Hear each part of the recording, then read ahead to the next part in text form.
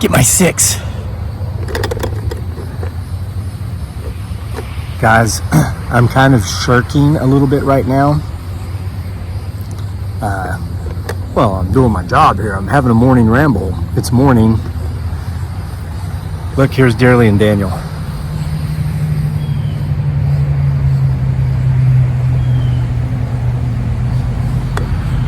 Yeah, they're loading the truck. I took the tent down and folded it, and I did some stuff, but I'm like, well, we got to the part where we're packing up to leave. I'm like, oh gosh, I gotta go make my video for the day. And she's like, oh yeah, go do that. She fell for it. Now, in all seriousness, I'm really not shirking. She won't let me help her pack. I'm allowed to help pack everything into the large containers, the Tupperware containers, but she's the one that organizes them in the back of the truck, which is fine by me. She makes it all fit. So we're moving on. We are in Oklahoma City as of this recording, but we won't be here by the time it airs this evening. We're getting the heck out of Oklahoma because yesterday it was 100 degrees for like hours, from like noon until like 8 p.m. And we actually spent several hours just hanging out in the cab of the truck with the air conditioner on, like reading and sleeping, waking up reading and sleeping. And today it's going to be 105, so we're going to make sure to not be here. We're making it back home slowly but surely. We're not in a rush. We're taking our time. We just got to find a cooler place to stay. But we did a live feed last night where I talked about something that I'm serious about, and I just wanted to talk about it a little bit more here this morning. I was wrong. Okay, that's. The video was probably titled something like that, to that effect. Here's what I was wrong about. I'm going to tell you the good news though, because I'm partially right. During the live feed last night, I talked about how I felt inspired when we stopped by the Muhammad Ali Center in Louisville, Kentucky on the first leg of this trip. Big Ali fan. He inspires me, even though he's been dead for many years. It's crazy. If I don't feel like going out and doing my daily run or whatever, I'm just kind of burnt out on my training, I'll just watch that guy, watch a video of him, and become so inspired. I can't wait to get out the door and train, even if it's snowing or if it's raining. But I never realized just how much he did after he was finished boxing, and even when he had Parkinson's and just couldn't get around to. He continued to be great, and he continued to do great things, and he continued to help people who needed help. And I left that place, and there were parts of the museum that I could not record. They had signs up that said no recording, as they would show some of these videos, some of this private stuff. It was very inspiring, but one of his mantras was, be great and do great things. Well, I'm not in my 20s anymore. I literally cannot train for the Olympics. That's just never going to happen. I'm going to train to be the best me I can be at the age I can be. But being great and doing great things, he showed how it transcends us as individuals, because he did so many great things for so many people. And so what I was wrong about is I used to think social media could or would end poverty. That's not true. I'm 48 years old. As recently as when I was 40, I probably thought that we could end world poverty. As lofty as an ideal that is, it's naive. And I'm an optimist. I'm not a pessimist. I avoid pessimists because this stuff's contagious. But so is optimism. I am a perpetual optimist, but I have to face facts and the reality. Poverty will always exist for two reasons. Number one, government graft. There's always going to be an entity in charge of the people, and they're going to just skim off the top. So a lot of times, and I'm not talking about Western governments per se as much as I am talking about third world country governments who receive aid from Western nations, who skim so much off of the top that what's supposed to go to the people just doesn't make it there. And this is stuff I've seen with my own eyes from spending nearly a decade living in third world countries. I would be there and I would see the aid packages come in. And I said this in the live, but I'll repeat it again here for those of you who missed it. It can be something as simple as goods, donated goods. Like here in the U.S., for example, a lot of folks will donate to their churches. You can go to shopping centers in major cities, and they have the big metal bins where you put your clothes or your toys, stuff that's still in really good condition that you just don't want to have anymore. They package this stuff up and they send it to these third world countries, and it's supposed to be distributed to the needy, right? Well, that's not what happens. Some of it perhaps, but I'm just going to say it. I mean, well, I'm not going to. I lived in a country where they would receive these large container boxes, boxes probably 3 feet by 3 feet by 3 feet cubed, just, crammed full of supplies like food, non-perishable, like maybe canned goods, clothing. Because let me tell you, used Levi jeans from America, even though they're made in China, I'm sure, but are better than the highest quality products you can buy in a lot of these third world countries. For instance, in China has Class A, B, and C wares. We only let Class A into the United States. The Class C stuff is like such crap, it breaks by the time you get it home. Give you an example. Class C batteries, AA batteries. You go to Walmart in the US, you buy a pack of AA batteries, well, they're going to last you a long time. You expect them to, right? Well, for example, in the Philippines, you go to buy a AA battery, you can get what's called a Class C battery. Here's how that works. If you put it in something like a clock you hang on the wall, it's probably going to last you maybe 2 or 3 months. Then it's going to die and you got to buy a new one. And it's like 10 pesos. Sound like somebody threw a rock back here. No matter where we go. Did you hear that? Someone or something threw a rock back here. Man, another time. Well, if you take that Class C AA battery, let's say you buy 2 of them and you put them in a digital camera to take pictures. This is how I found out the difference. Because I was like, what? I can get these batteries for 10 pesos versus those batteries that are 100 pesos? Give me the 10 pesos battery. I'm thinking generic brand, right? No, it's Class C quality. I took 2 pictures with my digital camera. This is like 10 years ago, before I had a smartphone. The batteries were dead. They were just completely dead.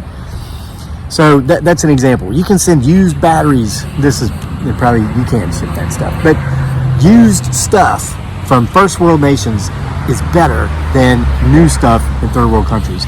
So these big, large containers go there, okay? And I'm not going to name any not-for-profit organizations, but the people who are on the receiving end, who work for these organizations, who claim, we'll make sure the downtrodden get your wares.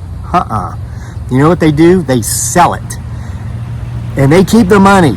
They don't give it to the organization for whom they work. They sell it for 10,000 pesos, and that's an exact number. At least it was when I left there 6 years ago.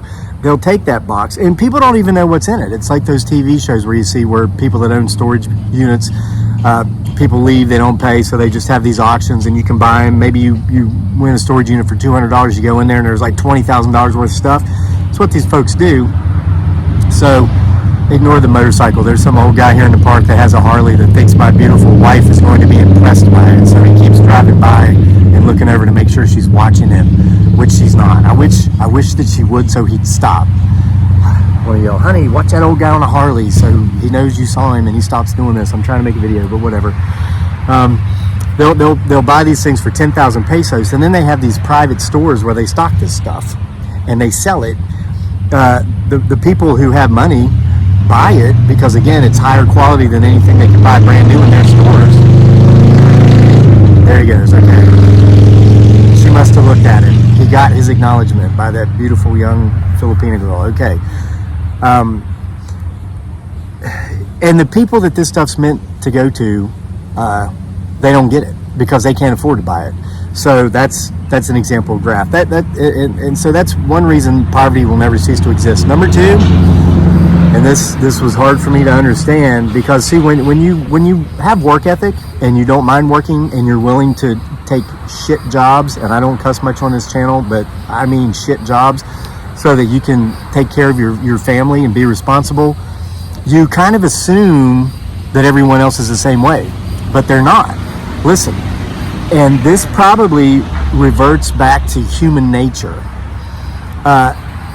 If people are comfortable in their current situation, typically they're not going to do anything to remove themselves from that situation.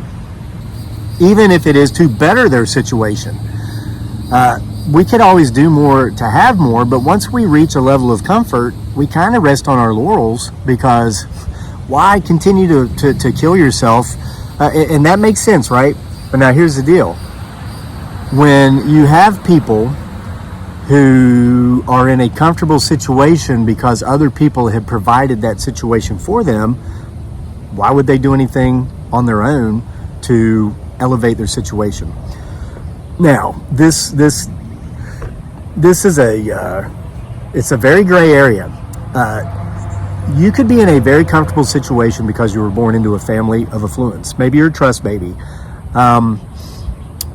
Maybe your situation is that you have a spouse that works, that makes enough to support you in your current situation, and you're comfortable. You get it? And what we're seeing largely, though, and this scares me, I understand this, but it's getting out of control.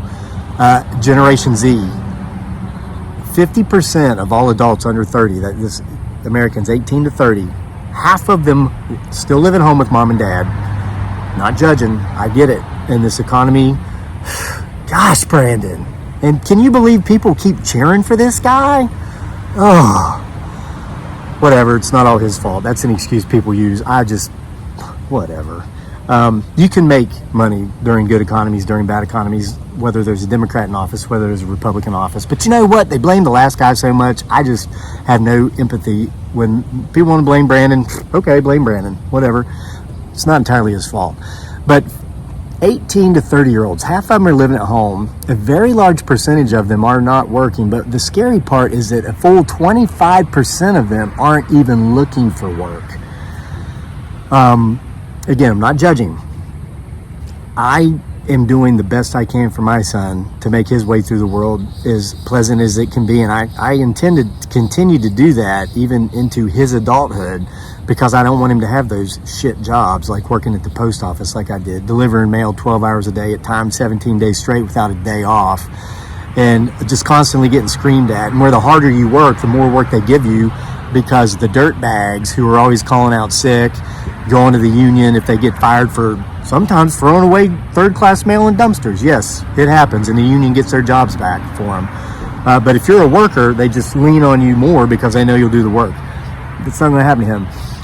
But I do get concerned when I see so many of these Gen Zers who have been, for the lack of a better terminology, ruined by being enabled to do nothing their whole lives. And for so long, they're now at a point where they're at a precipice. Mom and dad die, they're screwed unless mom and dad have all that stuff paid off, like that house and those boats and all that stuff that Junior or Sally are sticking around for to enjoy the conveniences and luxuries of. Better hope it's paid off, because when mom and dad's gone, I don't know how these folks are going to take care of themselves. So here's the deal. There are people who are just simply never going to work because they're comfortable, and that's their right. You want to let your wife take care of you. You want to let your husband take care of you. You want to let your mom and dad take care of you.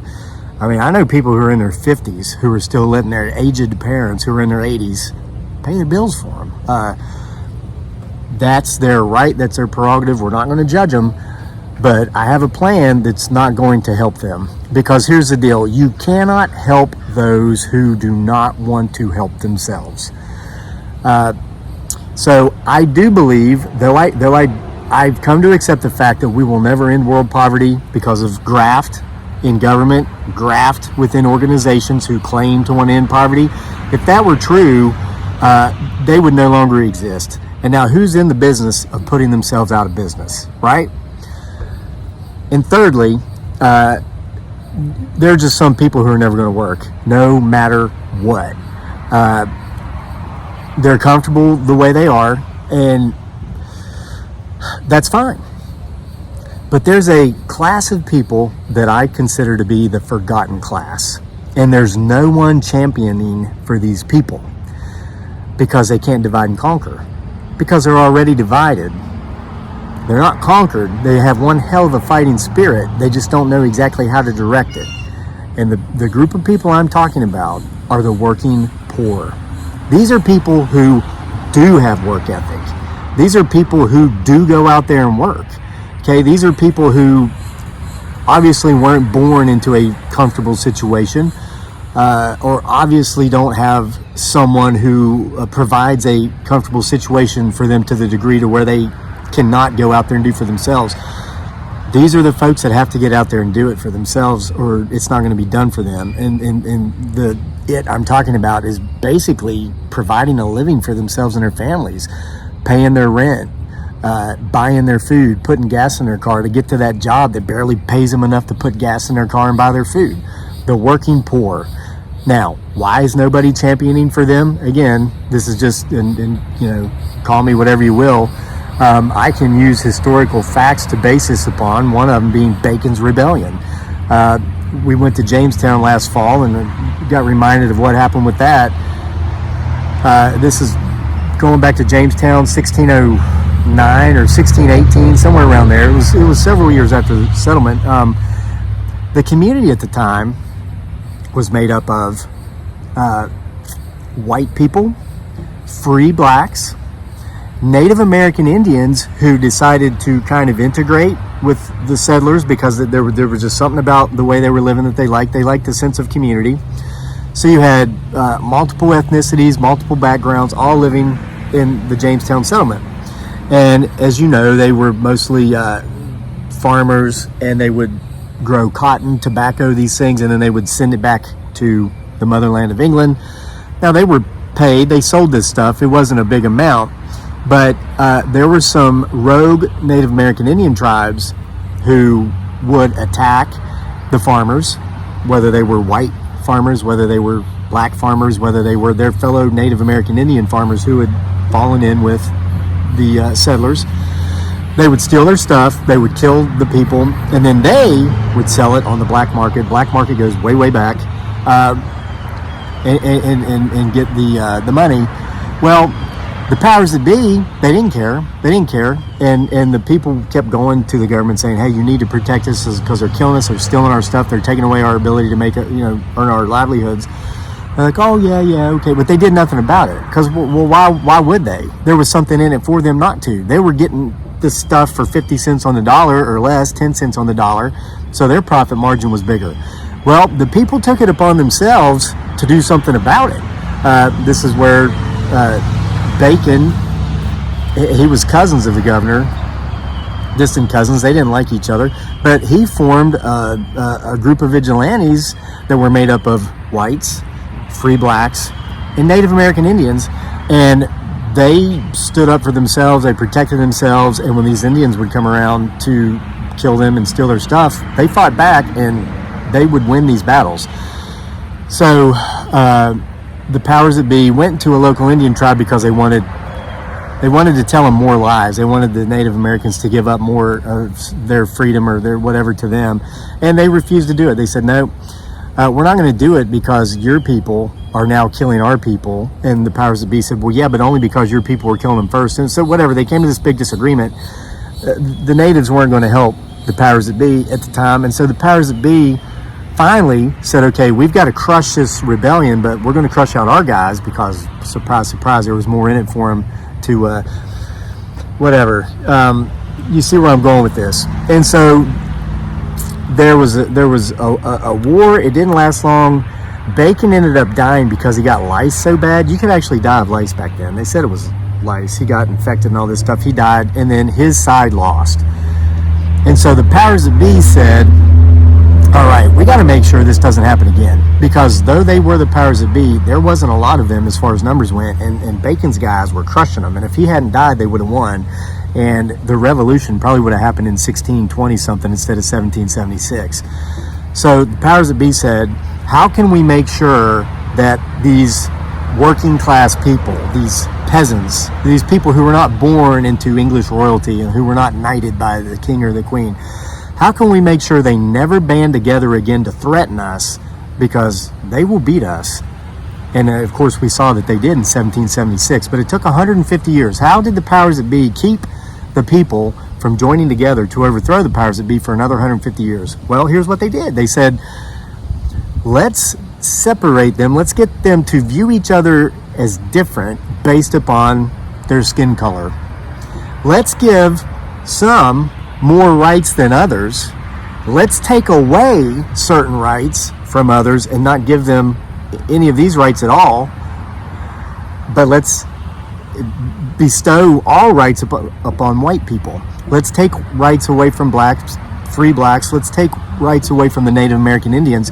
And what you'll find is that these people who have been marginalized will come to hate these people because they have more. They are given more.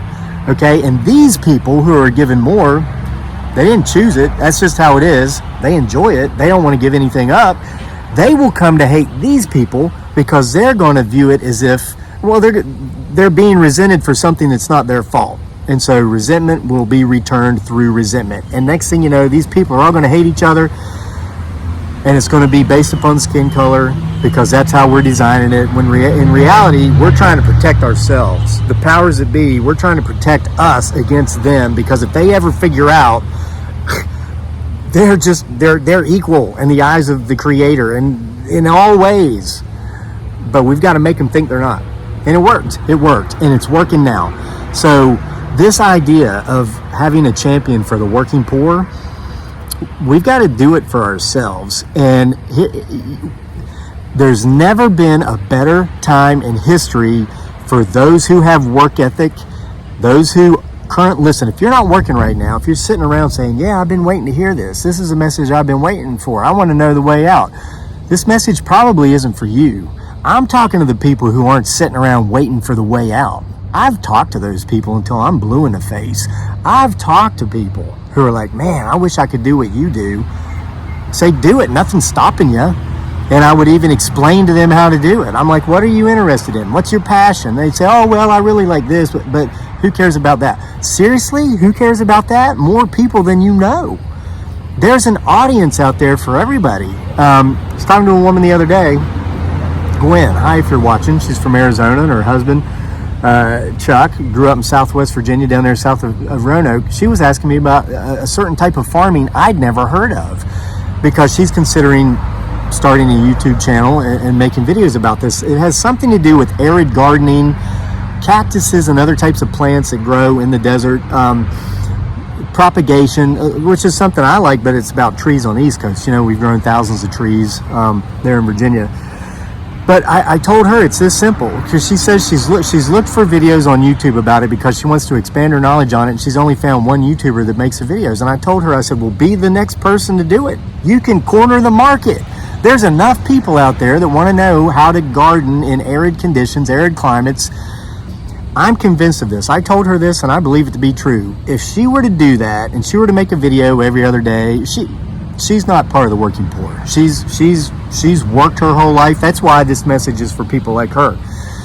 If you're currently not working and you haven't been working for a long time, that's your comfort zone. You're probably not going to, okay? But for those of you who have been working your butts off, there's a market for you in regard to your niche. This lady, I'm convinced, could make video after video after video of how to garden in arid conditions, how to propagate these arid plants. Should go viral. It's just a matter of time. It might take 6 months to get monetized. It might take a year before you have something to go viral. But if you do it enough, you do it consistently, and you do it persistently, there's no way you can't win. It's just a matter of time. And so there are people out there that can do things, that have skills, that have gifts, have a passion. Showcase it on social media. And we're going to be going into this in more detail. I'm going to be doing a lot of research when I get home about this, because my eyes have been opened. I've met so many wonderful people on this cross-country trip who fit in this category. I've met people who are smart, gifted, talented, but who have shit jobs making minimum wage. They're never going to get ahead. I am a full supporter of the Great Resignation, because no one deserves to be treated like crap. And frankly, I feel that's why there's such a high percentage of Gen Zers still living at home, not working, not looking for jobs, because they've had jobs and they've been treated like crap. And they're like, you're going to treat me like this for $12 an hour when my parents live in a totally awesome house and provide me with a vehicle, and I don't have to be here. I'm not going to be. I get that. But listen, the time's coming, mom and dad ain't going to be there. And you might want to start thinking about a different way. And this is one way. But there's Etsy, there's Shopify, there's so many online companies. those of you who have work ethic and who are working but aren't quite where you want to be, the answer isn't another job. There's people that have a full-time job, then they'll go get a part-time job on the weekends or evenings to make that extra money. There's a better way. It's social media, it's e-commerce, and we're going to dive head into this. I mean, when I get back home here in about another week or so, I'm going to come out with more details. I mean, I know I'm just talking smack. You're like, oh yeah, it sounds motivational. You got me inspired. I want to do this. I want to get there, but how? Well, we're going to answer those questions. And there's not some not-for-profit, obviously for-profit group here that we're going to be sending money to or drumming up money to. Government is not going to be involved. It's simply going to be people helping people. People telling their stories about how they escaped being a member of the forgotten class, the working poor. Listen, there are white people, there are black people, there are Asian people, there are Latino people, there are people of all ethnic makeups, mixes. There are homosexuals, heterosexuals, bisexuals. There are transgenders out there working as much as they possibly can, as hard as they possibly can, but they're low wage jobs and they just can't get ahead. These are the people we're targeting. Okay? All are welcome. Everyone. Because there is a better way. And it starts with no longer allowing them to convince us to see each other as separate because of our differences. It begins with us realizing we're all human. There is but one race, the human race, and we're all in this thing together. We are not here as flesh and blood, seeking out a spiritual experience as much as it is we are spirits in human form, in flesh and blood, just having a physical experience. And we're all trying to get through this physical experience the best we can. We're going to start helping each other. We're going to stop judging. Hey, if someone's comfortable, they don't want to work, we're not going to spin our wheels. That's their right. Let the spouse take care of them, or the parents, or the government. Maybe they're getting a check and hey, they're fine with that. It's your right, it's their right. No judgment will ever take place here. Now, let me tell you, I used to judge and say, look at that loser, letting his wife support him while he doesn't work. Hey, it's his right. And if he's comfortable, what's that have to do with me? Nothing. We're looking for the wife and the husband, or the person that's single who isn't comfortable and who wants more. It looks like what a hypocrite I am. I just let my wife pack the whole truck. Look.